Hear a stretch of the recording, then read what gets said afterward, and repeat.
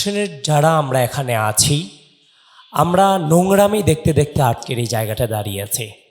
আমরা কোনো ডিকশনারি পড়ে, কোনো বই পড়ে আমরা রাজনীতি শিখিনি। আমরা রাজনীতি শিখেছি পুরোপুরিভাবে ফ্যাসিজমের নির্যাতন, নিপীড়ন, নিষ্পেষণকে মোকাবেলা করে আমরা রাজনীতিটা শিখেছি। আমাদের বেড়ে ওঠাটা সরাসরি রাজপথ থেকে, এবং আমরা শুধুমাত্র প্রোফাইল লাল করে আন্দোলনের স্টেক নিয়ে আমরা রাজনীতিবিদ হইনি। আমাদের দীর্ঘ প্রক্রিয়ার মধ্য দিয়ে এই জায়গাটাতে উঠে এসেছি। এই ঢাকা বিশ্ববিদ্যালয়ে যখন 2016 সালে ফার্স্ট ইয়ারে যখন ভর্তি হয়েছিলাম, তখন বিরোধী দল করা এই পরিচয়টা দেওয়ার কোনো সুযোগ আলটিমেটলি ছিল না।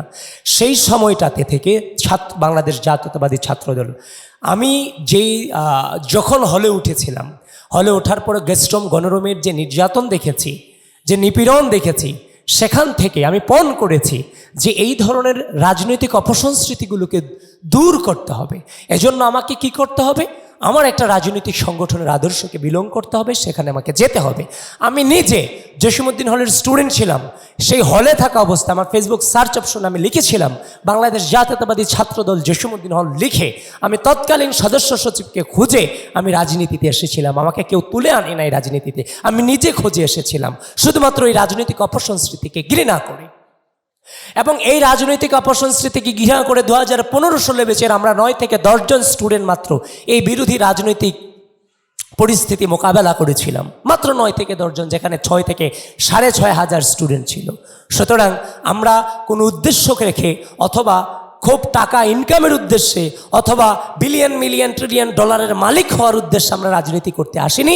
আমরা রাজনীতি করতে আসছি স্রেফ এই রাষ্ট্রকে ভালোবেসে, এই প্রতিষ্ঠানকে ভালোবেসে, নিজের জীবনের সকল সম্ভাবনাকে উপেক্ষা করে পারিবারিক, সামাজিক, রাজনৈতিক, অর্থনৈতিক, সাংস্কৃতিক সকল বন্ধনকে ফ্যাসিস্ট হাসিনা আমাদের বিরুদ্ধে এমনভাবে লেলিয়ে দিয়েছিল, সব জায়গায় আমরা উপেক্ষিত ছিলাম। একদিকে ফ্যাসিস্টের নির্যাতন, অন্যদিকে সব কিছুর পারিবারিক, সামাজিক সকল বন্ধনকে সে হালকা করে দিয়েছিল। সুতরাং এগুলোকে উপেক্ষা করেই কিন্তু আমরা রাষ্ট্রের তরে দাঁড়িয়েছিলাম। 2024 সালের এই ডামি নির্বাচনের পরে যখন চারদিক থেকে, আপনারা বিশ্বাস করবেন, গত 1.5 বছর আগেও আমরা আমাদের পারিবারিক মিটিংগুলোকে, 15 মিনিটগুলোতে আমরা যেতে পারিনি। তারা আমাদেরকে বলতো, কোনোদিন কি হাসিনা যাবে? কোন পথে আছো? বিদেশে চলে যাও, না হলে কোনো জবে ঢুকো। যে উপেক্ষাগুলো আমাদেরকে নেওয়া খুব ডিফিকাল্ট ছিল, কিন্তু আসমানের দিক তাকিয়ে বলতাম, মিথ্যার শক্তি থেকেও বিভ্রান্ত হও না, একদিন সত্য এস্টাবলিশড হবেই। সেই সত্য এই জুলাই আগস্ট গণঅভ্যুত্থানের মধ্য দিয়ে এস্টাবলিশড হয়েছে। আজকে আমরা রাজনীতির বিরুদ্ধে কথা বলি, আরে অপরাজনীতি, যে অপরাজনীতি দেখেছি সেটার বিরুদ্ধে কথা বলতে গিয়ে যারা এই অপরাজনীতিকে ফেস করে, বিগত দীর্ঘ দুঃশাসনকে মোকাবেলা করে, যাদের রক্ত এবং সাহসের উপরে বাংলাদেশের স্বাধীনতা, সার্বভৌমত্ব টিকে ছিল, তাদেরকে আজকে আমরা আওয়ামী ফ্রেমিংয়ে নিয়ে যাই। আমরা বলি রাজনীতি খারাপ, রাজনীতি করা যাবে না। এই যে দেখেন, রাজনীতি করা যাবে না, আমি রাজনীতি অপছন্দ করি। বর্তমান পার্সপেক্টিভে এটা হচ্ছে সবচাইতে বড় রাজনীতি, কারণ তারা আমাদেরকে রাজনৈতিকভাবে মোকাবেলা করতে ব্যর্থ হয়ে তারা এখন সাজায় যে আমি নন পলিটিক্যাল। আরে ভাই, বিগত দীর্ঘ দুঃশাসনে যখন আপনি বলতেন আই হেট পলিটিক্স, তখন আমি বলতাম ইয়েস টু পলিটিক্স। আপনি তখন কিন্তু আই হেট পলিটিক্স ঠিকই বলেছেন। এখন প্রোফাইল লাল করার মধ্য দিয়ে আপনি হয়ে গেছেন অনেক বড় রাজনীতিবিদ। আবার কিছু মানুষ হয়ে গেছেন যে না, তোমরা রাজনীতি আমরা চাই, রাজনীতি আমরা চাই, কিন্তু তোমাদের রাজনীতি চাই না। মানে বিগত দীর্ঘ দুঃশাসনকে আমরা যারা মোকাবেলা করে এসেছি, দেখেন আমরা বেড়ে উঠেছি ফ্যাসিস্টের নির্যাতনের মধ্য দিয়ে। আমরা জানি রাজনৈতিক অপসংস্কৃতিগুলোর রেজাল্ট কীরকম আসে। সুতরাং আমাদের দ্বারা রাজনৈতিক অপসংস্কৃতির পুনরুত্থান হওয়ার কোনো সুযোগ নাই, মানে আসলেই নাই। আমরা একটি ঢাকা বিশ্ববিদ্যালয়কে পড়াশোনা, গবেষণা, সহশিক্ষা, একজন শিক্ষার্থীকে পরিপূর্ণ ব্যক্তিত্ব সম্পন্ন এবং দেশপ্রেমিক হিসেবে গড়ে তুলতে চাই, যেখানে এক হাতে থাকবে কলম, আরেক হাতে থাকবে এই রাষ্ট্রের সার্বভৌমত্ব রক্ষা করার অঙ্গীকার। এমন রাজনীতিতে আমরা কোয়ালিটি নিয়ে আসতে চাই, নট কোয়ান্টিটি। আমার আন্ডারে যখন কোয়ালিটি থাকবে, ওই কোয়ালিটির আন্ডারে অটোমেটিক্যালি কোয়ান্টিটি থাকবে। এভাবে প্রত্যেকটা স্তরে স্তরে ঢাকা বিশ্ববিদ্যালয়ের সবগুলো শিক্ষার্থীকে আমরা মানব সম্পদে রূপান্তর করতে চাই, যেটা রাষ্ট্রের জন্য অত্যন্ত গুরুত্বপূর্ণ। সুতরাং আমি আপনাদের কাছে, আমরা যারা প্রার্থী, আমাদের আজকেই প্রচারণার শেষ দিন, ওই বাসগুলো চলে যাচ্ছে, অনাবশ্যক স্টুডেন্টরা, তাদের কাছে আমাদের যাওয়া উচিত। কিন্তু আপনাদেরকে আশ্বস্ত করতে চাই, এই দীর্ঘ দুঃশাসনকে মোকাবেলা করে যেহেতু আমরা বড় হয়েছি, আমরা অতীতে যেতে চাই না, আমরা শুধু পজিটিভ চিন্তা করতে চাই, সামনে শুধু পজিটিভ ভাবতে চাই, কাউকে নিজস্ব ক্ষুদ্র স্বার্থে ব্লেমিং করতে চাই না। সামনে যারা এগিয়ে যেতে চায় তাদেরকে আমরা এগিয়ে দিতে চাই, সেটা পজিটিভ ওয়েতে। আমরা চাই আগামী ঢাকা বিশ্ববিদ্যালয়ের রাজনীতি সেটা হবে শ্রদ্ধা এবং স্নেহের সমন্বয়ে একটি অন্তর্ভুক্তিমূলক, বৈষম্যহীন এবং সম্প্রীতিমূলক, ধর্ম বর্ণ গোত্র নির্বিশেষে সকলের সমন্বয়ে একটি সেফ ক্যাম্পাসে আমরা প্রতিষ্ঠিত করতে চাই। এই দীর্ঘ সময় ধরে যারা বিশ্ববিদ্যালয়ের ছাত্র রাজনীতি করেছে, যারা সাধারণ শিক্ষার্থী ছিল, তাদের সাথে তেমন কোনো আন্ডারস্ট্যান্ডিং ছিল না, কোনো জবাবদিহিতা ছিল না। কিন্তু এই ডাকসু নির্বাচনকে কেন্দ্র করে যখনই যাচ্ছি, যেভাবে যাচ্ছি, প্রত্যেককে সালাম দেওয়ার সুযোগ হচ্ছে, প্রত্যেকের ডোর টু ডোর যাওয়ার সুযোগ হচ্ছে। এই যে আমাদের মাঝে এবং সাধারণ শিক্ষার্থীদের মাঝে এই যে একটা কমিউনিকেশন, তারা আমাদের কাছে প্রশ্ন করছে, আমরা জবাবদিহিতা করছি, এটাই ছিল এত বছরের দীর্ঘ সংগ্রামের সবচেয়ে বড় অর্জন। কে হারে আর কে জিতে সেটা আমরা জানি না, তবে একটা কথা বলে যেতে চাই, 1971 সালের মহান মুক্তিযুদ্ধ, 1990-এর গণ অভ্যুত্থান, 24-এর ঐতিহাসিক গণ অভ্যুত্থান, সকল ধারণাকে, সকল স্পিরিটকে ধারণ করে আমরা এই বাংলাদেশকে এগিয়ে নিয়ে যেতে চাই। কোনোটাকে অস্বীকার করে, কোনোটাকে স্বীকার করে এই বাংলাদেশকে এগিয়ে নিয়ে যাওয়া যাবে না। ঢাকা বিশ্ববিদ্যালয়ের শিক্ষার্থীবৃন্দ, আপনাদেরকে আহ্বান করছি, সচেতনতার সাথে নিজের বিবেককে কাজে লাগিয়ে আপনার এই ভোটাধিকারকে যথা জায়গায় আপনারা প্রয়োগ করবেন। আপনারা যারা এখন উপস্থিত হয়েছেন, আপনাদের প্রতি সকলের প্রতি শুভকামনা জানিয়ে আমি বিদায় নিচ্ছি। বাংলাদেশ জিন্দাবাদ, ঢাকা বিশ্ববিদ্যালয় জিন্দাবাদ। ধন্যবাদ সবাইকে।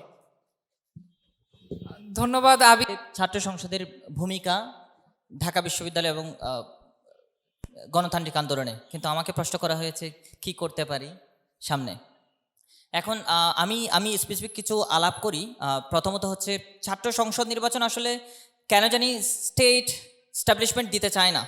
আর কেন দিতে চায় না সেটা নিয়ে যদি আমার জায়গা থেকে আমি বলি, 1973 সালে 1 জানুয়ারি যখন ভিয়েতনাম যুদ্ধ উপলক্ষে এন্টি ওয়ার মুভমেন্ট হচ্ছিল, যখন নিপীড়ন চালায় আমেরিকাতে, এখান থেকে একটা মিছিল নিয়ে গিয়েছিল আমেরিকান এমবেসিতে। এই মিছিলটা কিন্তু ছাত্র ইউনিয়নের ব্যানারে যায় নাই, গিয়েছিল ডাকসুর ব্যানারে। সো এটা একটা বিষয়। এরপরে এখানে যেমন ধরেন এখানে পাশেই 2রা মার্চ পতাকা উত্তোলন করা হয়েছিল, সেটাও কিন্তু ডাকসুর নেতৃবৃন্দ দ্বারা। সো সেই জায়গা থেকে এস্টাবলিশমেন্ট আসলে সহজে দিতে চায় না এই ইলেকশনটা। এবং 1990 সালে মানে গণ অভ্যুত্থান যখন ঘটলো, গণ অভ্যুত্থানের মাধ্যমে আমরা আমাদের নাগরিকদের ভোটাধিকারটা আমরা অর্জন করলাম।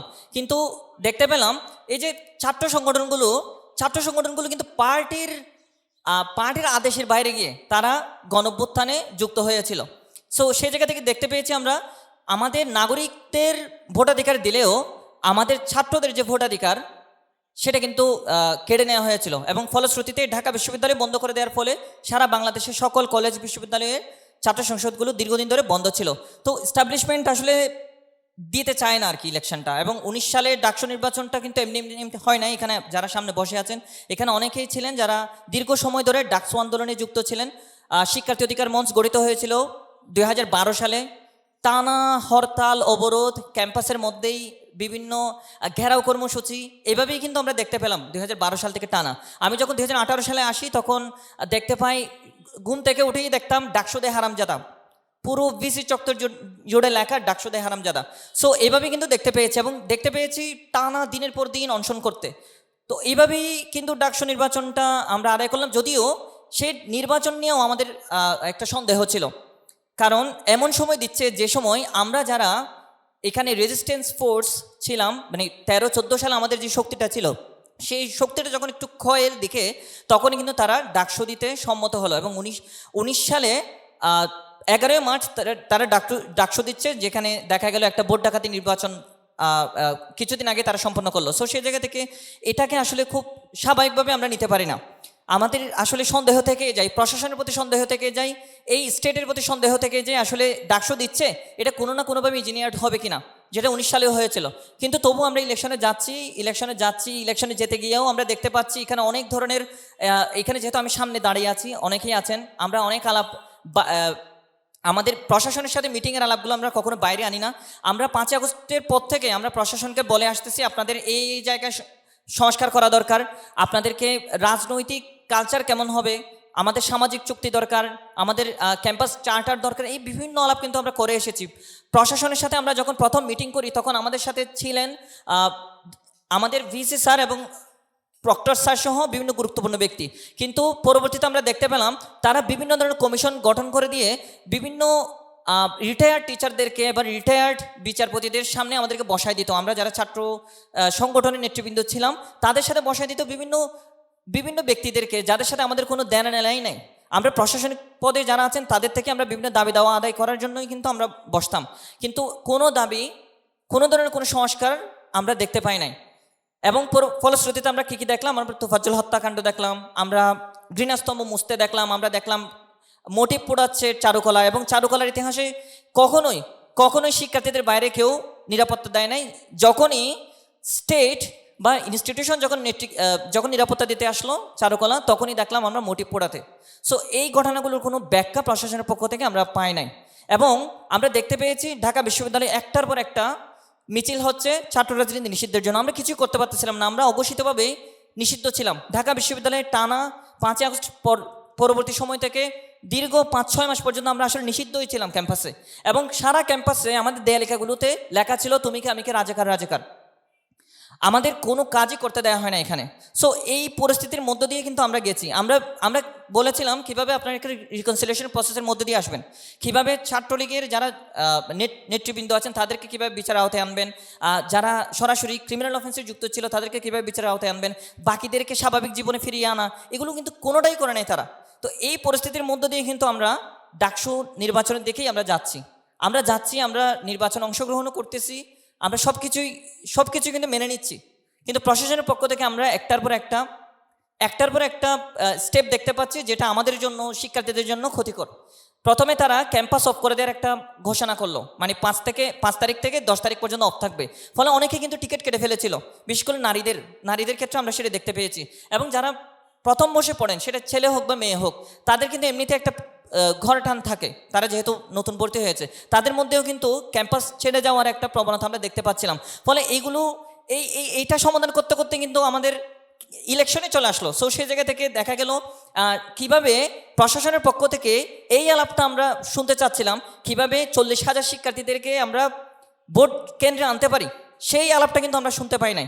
কিভাবে আপনারা ট্রান্সপোর্টেশন এত সংকট রয়েছে, কিভাবে ট্রান্সপোর্টেশন বাড়িয়ে কিভাবে নিয়ে আসতে পারবেন, সেই ধরনের কোনো রোডম্যাপ আমরা তাদের থেকে শুনতে পাই না। গতকালকে একটা বিবৃতি দিল এতদিন পরে, কিন্তু আমরা দীর্ঘদিন ধরে বলে আসতেছি আপনারা একটা রোডম্যাপ দেন, আপনারা 40,000 ভোটারদেরকে কীভাবে নিয়ে আসতে পারবেন সেই ব্যবস্থাটা করেন, সেই রকম একটা রোডম্যাপ দেন। কিন্তু উল্টো আমরা দেখলাম 4টার পরে কেউ যদি লাইনে থাকে তাদের ভোট নেওয়া হবে না। আমরা দেখতে পেলাম কীভাবে ক্যাম্পাস অফ করে দেওয়ার মানে আলাপটা ছড়ানো, এই জিনিসগুলোই কিন্তু আমরা দেখতে পাচ্ছি। এবং ক্যাম্পাসের খুবই গুরুত্বপূর্ণ ছাত্র রাজনীতির রূপরেখার জন্য একটা কমিটিও গঠন করা হয়েছে এখানে কলাভবনের ডিনকে সামনে রেখে। এবং ওই কমিটির রিপোর্ট বলতে গেলে রেডি, কিন্তু এখনও পর্যন্ত প্রকাশ করা হয় নাই। তো প্রকাশ না হওয়ার ফলে এখনও কী মব হতে পারে, সামনে কী করতে পারে আমরা জানি না। কারণ হলের মধ্যে এখনও পর্যন্ত ছাত্র রাজনীতি অঘোষিতভাবে নিষিদ্ধ করে রাখা হয়েছে। ফলে আপনাদেরকে জ্ঞাতার্থে বলি, এখানে শিক্ষকরা আছেন, হলের মধ্যে ছাত্রদল ছাড়া কোনো রাজনৈতিক সংগঠন কোনো প্যানেল দেয় নাই। ছাত্রদল তাদের কমিটি আছে, তাদের লোকজন আছে, তারা প্যানেল দিয়েছে, কিন্তু ছাত্র শিবির তাদের লোকজন, তাদের কমিটি সব কিছুই আছে, তারা কিন্তু প্যানেল দেয় নাই। তো এইভাবেই কিন্তু চলতেছে, মানে আপনার ডামি প্রার্থী দিচ্ছেন, আপনি স্বতন্ত্র প্রার্থী দিচ্ছেন, আপনি হলের মধ্যে স্বতন্ত্র প্রার্থী দিচ্ছেন, আপনি খোলাসা করতেছেন না। এখানে মধ্য দিয়ে শিক্ষার্থীরা এটাতে কনফিউজড, আমরা যারা অন্যান্য ছাত্র সংগঠন আছি আমরাও কনফিউজড। এবং 5 আগস্টের পর থেকে ছাত্র রাজনৈতিক সংগঠনে এত বছর ধরে যারা ক্যাম্পাসে স্বপরিচয়ে অ্যাক্টিভিজম করেছে তাদেরকে কিভাবে হেনস্থা করা যায়, তাদেরকে কীভাবে হামলা করা যায় সেই কাজগুলো করা হয়েছে 5 আগস্টের পর থেকে। 5 আগস্টের রাতে সর্বপ্রথম শহীদুল্লাহ হলে ছাত্রদলের একজন অ্যাক্টিভিস্টের উপর হামলা হয়। এবং এই টানা আগস্ট মাসে টানা কয়েকদিন ধরে বিভিন্ন হলে দৌড়ানি দেওয়া হয়েছে, হামলা করা হয়েছে, জুবেলের রুম ভাঙচুর করা হয়েছে 6 বা 7 আগস্টে। ফলে এই পরিস্থিতির মধ্যে দিয়ে গেছি। এবং আমাদের হলে ঢোকার অবস্থা ছিল না, আমি নিজেও আর হলে ঢুকতে পারি নাই। 18 সালে কয়েকদিন হলে ছিলাম, এরপর আর হলে ঢুকতে পারি নাই। যাই হোক, আমি এই আলাপগুলো করতেছি কারণ এই আলাপগুলো একেবারেই আমরা পাবলিকলি আনি নাই, আমরা আলাপ করার সুযোগও পাই নাই, সেই জায়গা থেকে আমি অনেক আলাপ করলাম। আর এখানে ডাকসু বা ছাত্র সংসদের ভূমিকার কোনো বিকল্প নাই। ছাত্র সংসদ নির্বাচন প্রতি বছর যদি হয়, একটা গণতান্ত্রিক ক্যাম্পাস, গণতান্ত্রিক বাংলাদেশ আমরা দেখতে পাবো। প্রতি বছরই আমরা একই সাথে ইলেকশন চাই। আমরা যদি এই ইলেকশন হওয়ার পরপরই যেন আগামী ইলেকশন কবে হবে সেটা ঘোষণা দেয়, সেটা আমরা দাবি জানিয়ে আসতেছি। এবং আরও আগে থেকেই এই ইলেকশনের রোডম্যাপ প্রকাশ করার সময় আমরা দ্বিতীয় ইলেকশন কবে হবে সেটা যেন ঘোষণা করা হয় সেটা নিয়ে আমরা দাবি জানিয়ে আসতেছি। কারণ আমরা এবং শিক্ষার্থীদের মধ্যে একটা ভয় আছে, এই ইলেকশনের মাধ্যমে হয়তো অনেক বছরের জন্য বন্ধ হয়ে যেতে পারে। এবং সেই কারণে আপনারা খেয়াল করে দেখবেন 1800 প্রার্থী এইবার, তারা ধারণা করতেছে এবার ইলেকশনের পরে বন্ধ হয়ে যাবে, ফলে আমি দাঁড়িয়ে একটা ইতিহাসের অংশ হই। সো যাই হোক, এখানে অনেক গুরুত্বপূর্ণ ব্যক্তিরা আছেন, ওনারা আলাপ করবেন। আমাদের আসলে প্রার্থীদের বেশ ব্যস্ততা আছে, আমি তবু অনেক আলাপ করলাম এখানে।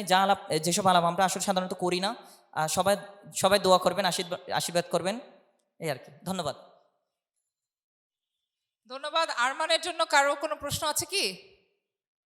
কেউ আরমানকে কোনো প্রশ্ন করতে চান? উপস্থিত যারা আছেন এখানে ওখানে ছড়িয়ে আছেন, তাদের মধ্যেও যদি কোনো প্রার্থী থাকেন যিনি তার ভাবনা জানাতে চান, আপনারা এখানে এসে তার ভাবনা জানাতে পারেন। আমরা আর একজন প্রার্থী আজকে